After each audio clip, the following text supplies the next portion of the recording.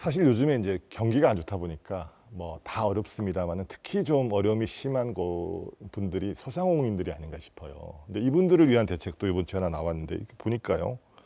요것도 재밌습니다. 반값 택배. 네. 왜냐하면 소상공인들이 이제 택배 많이 이제 이용하셔서 영업을 하시는데 요것도 소상공인들에게는 힘이 될 것 같습니다. 요거는 어떤 식으로 이루어지는 네. 겁니까?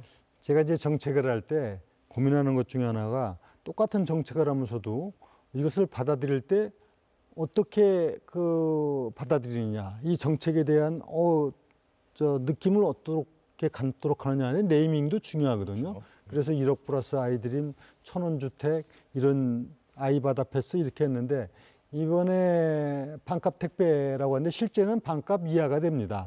근데 이 개념은 지금 사실 소상공인 자영업자들이 매우 어렵습니다. 이 어려운 현실을 어떻게 좀 극복하고 또 지역 경제를 활력화시켜 나갈 것이냐 하는 고민 끝에 지금 이제 택배를 일반적으로 생각할 때 이 소상공인 자영업자들은 하루에 택배 건수가 적은 데다가 소량이고 그래서 이걸 대형 택배사하고 계약조차가 사실 어렵습니다. 그러니까 이 택배를 통해서 물건을 판매하는 게 쉽지가 않은 구조를 갖고 있습니다.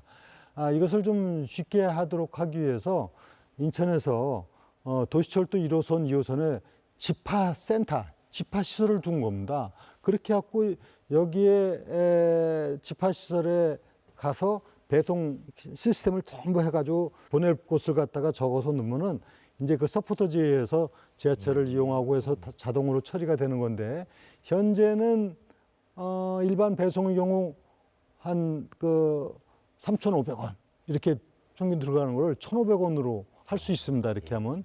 그리고 이제 픽업을 통해서 이제 할 경우는 4,400원 하던 걸 2,500원 하니까 실제 이제 반값 정도로다가 각종 이런 택배 물류 배송을 할 수 있는데 이 제도가 갖는 의미는 소상공인들이 이런 배송 자체가 어려웠던 부분을 원활하게 해준다.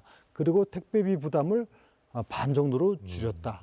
그리고 배송이 굉장히 신속하다. 그렇죠. 왜냐하면 집화센터에서 한 번에 가기 때문에요. 즉 대형 택배사는 그 회사로 가서 거기서 또 전부 다 거점별로 나눠서 가던 것을 바로 추진하기 때문에 신속한 배달이 이루어진다. 그리고 이 배송 택배사로 가고 각종 차량이 동원되고 이런 부분들이 줄여지기 때문에 환경 피해도 줄이게 되는 겁니다. 이 배출가스도 줄이고 그래서 일석삼조다. 배송비도 절감하고 그리고 시간도 단축하고 환경에도 좋고 이런 뿐만이 아니라 궁극적으로 이제 소상공인들의 지금 저희가 시범 운영을 해보니까 매출이 10% 이런 이제 상향이 되고 있습니다. 이 제도가 되면은 소상공인들에게 큰 힘이 되고 또 시민들 입장에서도 편리하게 안심하고 택배 서비스를 받을 수 있기 때문에 좋은 정책으로 인식을 하고 저희가 반값 택배 이렇게 명명을 한 겁니다. 야, 이것도 좋은 아이디어네요. 네네. 그러니까 이제 그 지하철 1, 2호선 요 지하철망이 유통망이 된 거네요. 네, 물류 유통망이 됐고 여기다 이제 집화센터 마련해서 설치를 했습니다. 지하철역이 뭐 시간이 늦을 리는 없지 않습니까? 그러니까 뭐 네네. 신속하게 배송이 네네. 되고 굉장히 좋은 정책 같습니다. 알겠습니다. 자, 이번에는 조금 다른 얘기도 한번 짚어보겠습니다. 요거는 이제 전국적인 이슈였어요. 요것도 시장님 취임 1년 차에 사실은 그 정당 현수막 난립 때문에 뭐 굉장히 논란이 많지 않았습니까? 뭐 미간에 치는 것도 그렇고 또 문구 자체가 너무 또 자극적인 문제도 있었고요. 자, 그래서 어쨌든 관련 조례 개정을 하고 최고를 추진했습니다. 근데 문제는 지난 7월이었나요? 대법원이 이제 제동을 걸었어요. 하위 법령인 조례로 국회 입법을 막는 것은 좀 위법하다. 이렇게 판결을 했습니다. 좀 섭섭하시기도 할 것 같은데 어떠신지요? 네, 뭐 사실 법적인 판단은 존중합니다. 그런데 이 법적인 문제를 떠나서 분명한 사실은 지금 난립하는 정당 현수막은 저는 이거는 옳지 않다. 정의롭지도 않고 그다음에 헌법에 상한 평등권에도 정면 위배되고 또 내용적으로도 정말 선동적이고 자극적이고 그리고 뭐 자기 홍보적 성격도 강하고 이것이 어떤 정책 홍보 기능도 아니다. 그래서 이건 잘못됐다 하는 걸 분명히 저는 여러 경고를 했는데도 불구하고 이게 안 되기 때문에 인천시에서 조례를 제정해서 전부 다 이 현수막을 걷어낸 겁니다. 걷어냈는데 이제 5개 광고물법에는 정당 현수막을 걸 수 있도록 국회에서 재작년에 이런 법을 개정을 해놓은 것이 문제였죠.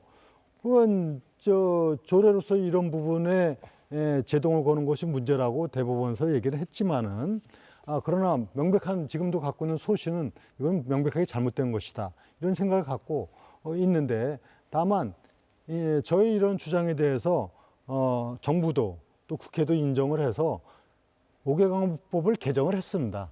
과거에 무차별로 했던 것을 뭐 개수를 제한하고 이런 설치 방법을 시행령에 위임하도록 해갖고 반성공은 거둔 편이죠. 그래서 앞으로 시행령을 통해 갖고 이걸 제대로 해야 된다 하는 상황이고 인천시에서는 후속 조치로 여기에 맞게끔 해서 이제 이 정말 무분별한 정당 현수막으로 인해서 국민들에게 짜증을 유발하는 이런 일이 없어야 되고 저는 근본적으로는 이런 법의 문제 이전에 지금처럼 이 현수막이 그렇게 그 뭐 참 내용 부끄러운 선동과 선정과 그다음에 그 마구잡이로 설치가 되었고 오는 뭐 안전 문제, 환경 문제까지 다 유발되는데 이거는 이제 이런 그 후진 정치는 스스로 거둘 때가 됐습니다. 사실은 저도 뭐 국회에서 쪽 활동을 했던 사람이긴 하지만은 이런 국민을 생각하지 않는 정치적 어떤 특권 의식은 이제는 걷어내야만이 진정한 정치가 제대로 된다는 생각을 갖고 있고 이와 관련해서 후속 조치를 사실 준비를 하고 있습니다. 그래서 인천시에서 이렇게 정당 현수막 조례를 만드니까 전국이 다 조례를 지금 만들었거나 만들고 있습니다. 그래서 앞으로 후속 지금 조치를 취해서 이제는 이 우리나라가 얼마나 지금 대단한 나라가 됐습니까? 이제 정치도 선진화되려면 이런 후진 정치의 모습에서 탈피했으면 좋겠고 우리 정치권 특히 국회에서 이 부분에 대해서 정말 자중하고 스스로들이 좀 처신을 잘했으면 좋겠다는 생각입니다. 그렇군요.